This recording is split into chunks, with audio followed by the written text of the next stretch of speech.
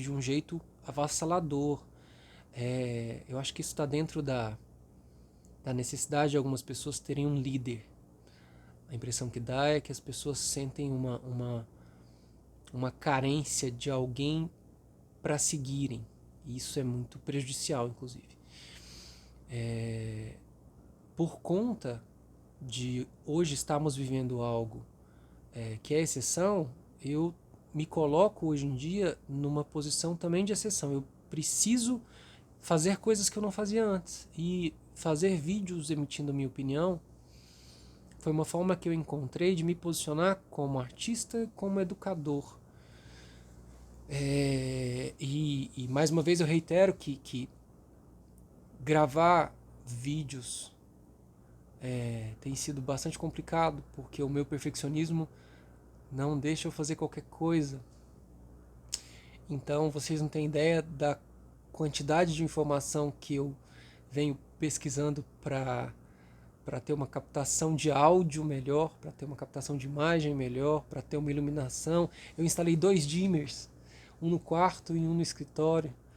Eu nunca mexi com instalação elétrica enfim, isso é legal por conta de estar aprendendo. Inclusive, num dos vídeos eu indico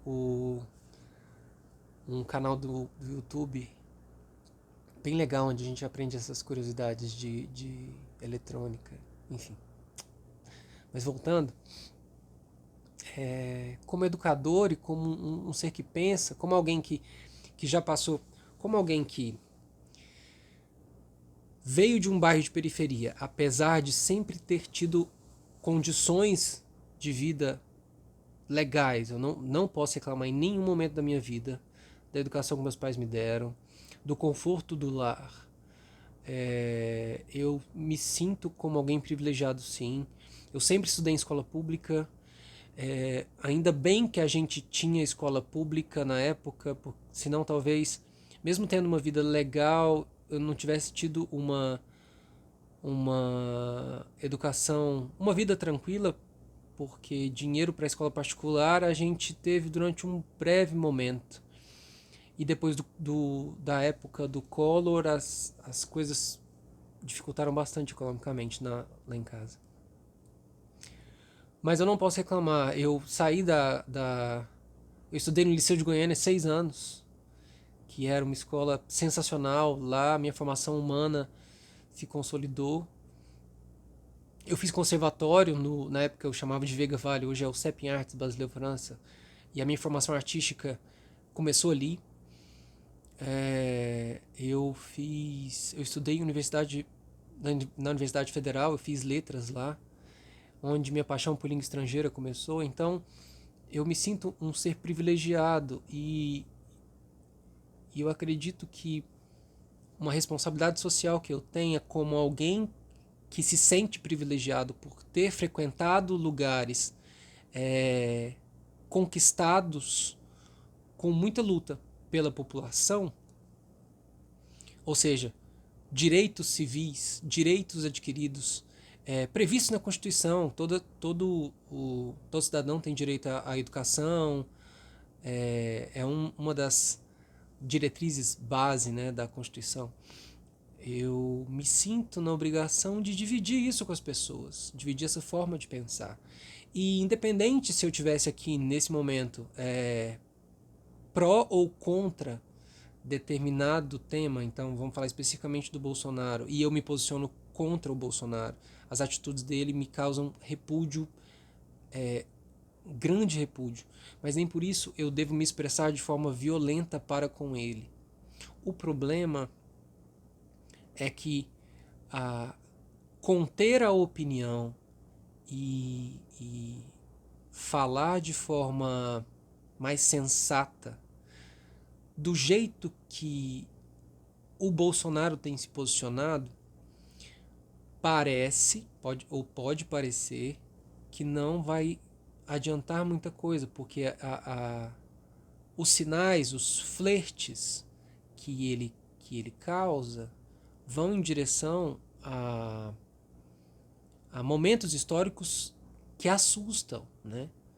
Vários são os pensadores que afirmam que o Bolsonaro flerta com o nazismo, com o fascismo, com a eugenia, e, e flertes como esse causam um medo na sociedade, um medo nas pessoas que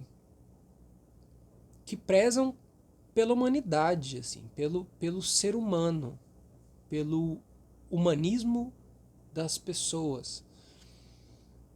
Por que causa medo? Porque atenta contra a vida. Porque nazismo e fascismo são épocas, dentre outros fatores, ligadas à morte do inimigo. Então, eles têm o foco na destruição do inimigo, não na destruição do pensamento do inimigo, que é algo que a democracia permite. Então, quando a gente vai para o embate na democracia, a gente vai para o embate das ideias e não do corpo físico da pessoa. Então, você pode construir o seu discurso para destruir o discurso da outra pessoa. E aí a gente tem um debate, a gente tem uma discussão saudável, a gente tem embate de ideias. Mas quando você parte para destruir o inimigo, você está falando de matar. E atentar contra a vida, para mim, é a pior coisa que pode acontecer. Então eu, como professor e educador, eu estou começando a me exaltar, eu estou tentando não fazer isso, porque eu tenho a fama do olho crescer e do tom de voz aumentar e subir, e de dar a impressão que eu brigo quando eu falo desse jeito, então eu estou tentando me controlar aqui.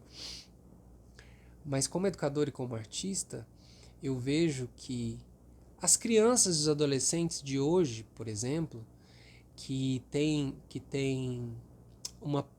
um direcionamento da educação formal bastante voltado para a parte da demanda do futuro, ou seja, provas do Enem ou tirar nota boa na prova, às vezes carecem de uma formação cujo pensamento crítico lida com esses problemas atuais. Eu via vários vídeos de professores, vídeos muito bons de professores no YouTube, com milhões de visualizações, trabalhando temas técnicos. Professor de português, trabalhando a língua portuguesa e as nuances que a língua portuguesa tem. Professor, eu vi também uma professora de interpretação de texto, vi um professor de matemática e vídeos muito bem construídos. E aí eu pensei, como eu posso colaborar? E como eu não consigo ignorar os problemas sociais, os problemas políticos, isso me incomoda de um jeito muito grande, eu atualmente eu tenho pensado em colaborar discutindo temas, como se a gente estivesse na hora do recreio, como se a gente estivesse na hora do intervalo. A gente não vai falar exatamente do tema língua portuguesa e